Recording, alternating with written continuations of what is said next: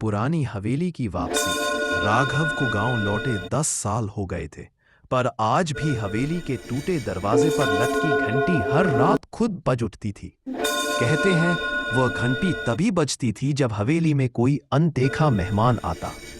राघव ने आज तय किया था वह उस आवाज का पीछा करेगा, पर जैसे ही उसने दरवाजा खोला, अंदर से किसी के फुसफुसाने की आवाज आई। देर हो गई राघव। वह चौंका क्योंकि इस आवाज को वह पहचानता था। यह तो उसकी मृत पत्नी माया की थी। हवेली के अंदर घुसते ही उसे दीवारों पर लाल स्याही से नाम लिखे दिखे। राघव, माया और तीसरा नाम धुंधला, अनिरुद्ध। अनिरुद्ध कौन था? माया की मौत के बाद उसने ये नाम कभी नहीं सुना। एक कोने में पड़ा पुराना आईना टेढ़ा था, पर उसमें दिख रहा था कोई परछाई उसके पीछे खड़ी थी। वह पलटा, पर वहां कुछ नहीं था सिवाय जमीन पर पड़े एक पुराने स्कूल की घंटी के। ऊपर के कमरे से आवाज आई, रिकॉर्डिंग चालू करो।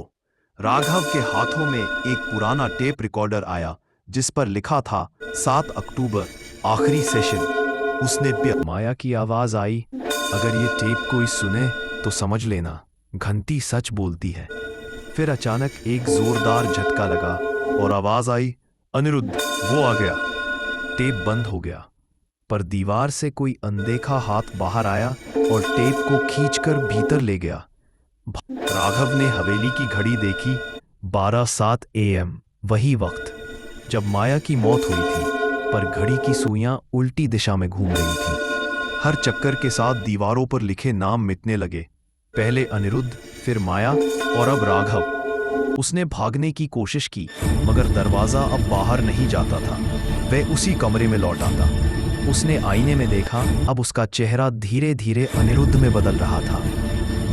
माया की डायरी मिली, उसमें लिखा था, राघव नहीं जानता कि वह असली राघव नहीं, असली राघव 7 साल पहले मारा गया था और अनिरुद्ध ने उसके चेहरे की सर्जरी करवा ली थी।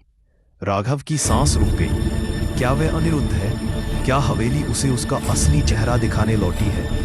उसी वक्त घंटी फिर बजी, टिंग टिंग टिंग, और हवेली की हर खिड़की एक साथ। राघव ने देखा बाहर कोई खड़ा था जो हूबहू उसकी तरह दिखता था।